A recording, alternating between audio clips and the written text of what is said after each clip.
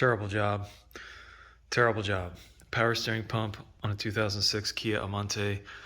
One of those deals where you think, it's just a power steering pump. It won't take long. Well, you're in for it if you try to do this. You can do it at home. I'm almost done, but it is not a pretty sight. The power steering pump on this car is in a really bad spot. Okay, so on the passenger side, you got to take the wheel off, and the wheel well, inner fender, all the plastic guards around here, all that stuff. You got to get access first. The power steering pump is on the passenger side, way up under here. Okay, and you see this shiny new part right up here. That's your pump, of course. So just getting access to it is a real pain. You can see here's one of the mounting bolts here. That's a 17 millimeter. Okay, the other one is up on the opposite side corner on the top. There's only two, and I can't show it to you. I guess on some maybe models of these cars or engines, there is this bolt goes in that way to the engine block. There's a bolt that comes in the opposite way to hold that pump on from the back. That's not how this is on the 2006 Amanti. There is a stud way up here that the top mounting here actually slides onto, and it's held on with a nut up there. It's a 14 millimeter nut. Okay, so those are the two mounting points for that. The other parts that are, and I'm going to show you on the old pump, the other parts that you're going to have to take off, right here, this is some sort of pressure sensor transducer. Okay, it doesn't come on the new pump, so you got to take it off the old one. I think it's a 19 millimeter hex head. You loosen that off, take off that sensor. There's a spring under it, and then there's a little copper piece that comes right down here and sits in that hole. You can just remove that with a pair of needle nose pliers. Transfer that piece and the spring over to the new pump, and then there'll be a new O-ring that you have to put around the top of that sensor on that 19 millimeter head, and just screw that in. On the top of this pump, and you'll have to get this out while it's in the car, there are two 10 millimeter bolts that hold on the suction line to the pump. They're very hard to get to. I'll see if I can show them to you on the car. Of note, when I was putting the new pump in, I don't know if I did it or if it was like this from Rock Auto, but both of these threaded holes were boogered up. I ended up having to take the pump back off and clean these holes out with a tap before I could get the bolts to hold the suction line on. I don't think I did it. I think it was like that when we took it out of the box, but I don't know. If you're doing this job, run your bolts in here first before you mount this thing and make sure that you don't have that problem. Here's that upper tab I was telling you. There's a stud on that engine in there, and then this is going to just slide onto that stud on there, and it's held on with that 14 mil, and there's where that 17 millimeter bolt goes into. So the only other connection on here is the pressure outlet, which is this, and it's kind of a pain. What I'd recommend is I didn't loosen the pressure. It's a banjo bolt that goes through here and holds the line onto this. I did not loosen it before I loosened up the pump. I had the pump free hanging by the time I loosened this part up, and I don't think that's probably the way to do it. I would say if you're going to do this, go ahead and break this free first. The banjo bolt head is a 24 millimeter. You can get a 1/2 inch drive with a 24 millimeter socket on there while it's mounted in the car and break it loose, but you're going to have to hold this fitting with, I believe I used a 15/16. I used a 15/16 wrench to hold this, and I think it might actually be a 22 or 23 millimeter, but the 15/16 will hold it, but still allow you a little bit of room to maneuver the wrench in there. And that's important because it's very close quarters in the car. So I needed something that I could kind of wiggle around all the other suspension parts, still get on here, get the flats to catch in the open end of the wrench, and then I could use the socket to break that loose.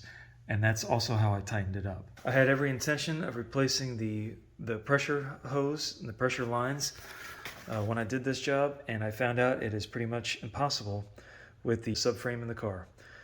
The only part that you might be able to do is you could replace this portion of the pressure line. And in here, this is the part where the banjo bolt goes through, that goes onto that part. It goes onto that part of the pump right there, just like that. If you could get, and then there's a couple mount bolts on the top. If you could get this free from this part of the line on your old system, you could replace this part, which has the rubber hose on it, and I tried to do that.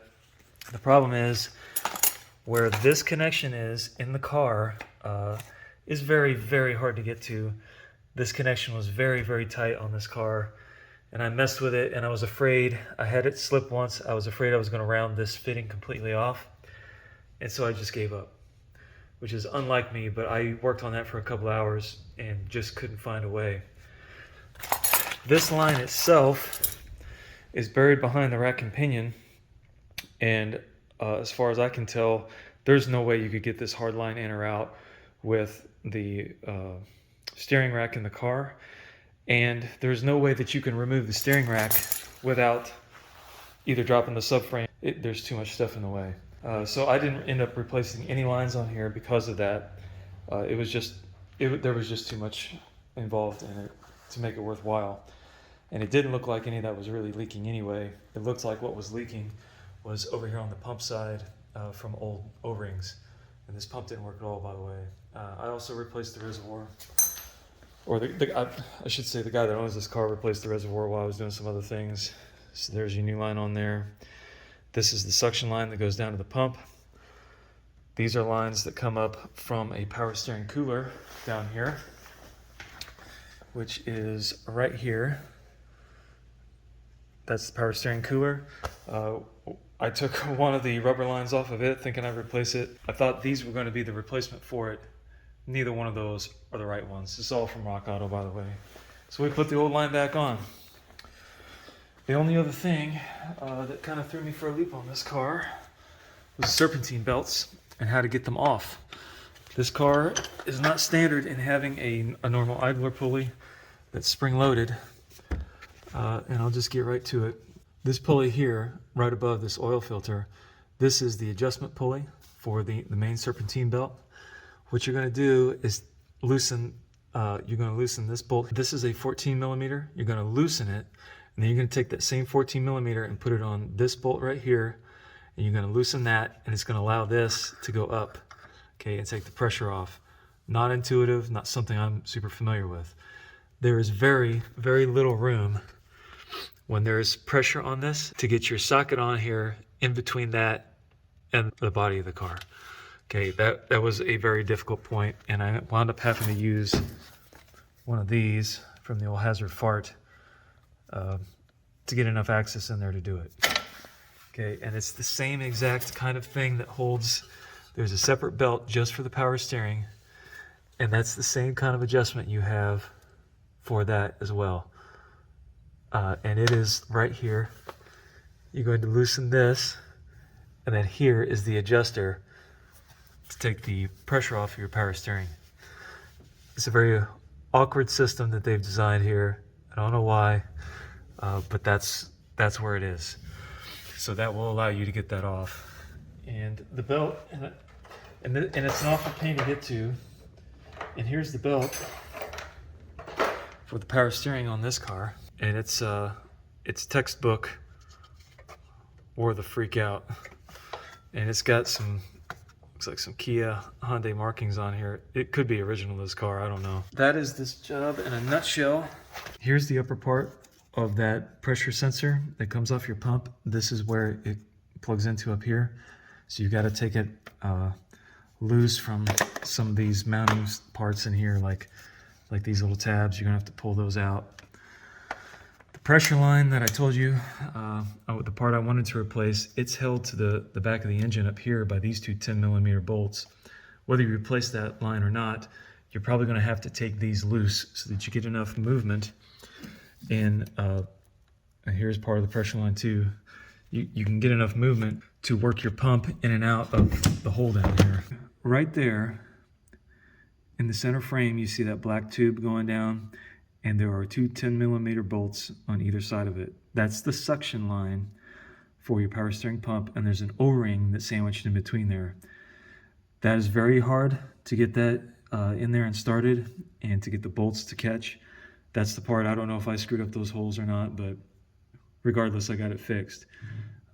What I wound up doing was taking the other end of the suction line off this reservoir, and that gets you some freedom of movement on that rubber line to kind of get that lined up a little better, because it's just really, really difficult to get access down there to get that going. And my friends, that's this job. If you don't have all kinds of tools, a place to work, all kinds of stuff, maybe a tap and die set, many lights, I would suggest not doing this. I worked on this thinking it would be an easy job, worked on it at least 6 hours yesterday. Because I had to take the pump off and on twice, it really kicked my butt. So buyer be warned on this one. If you have any questions, I'll do my best to help, and good luck to you. Thanks for watching.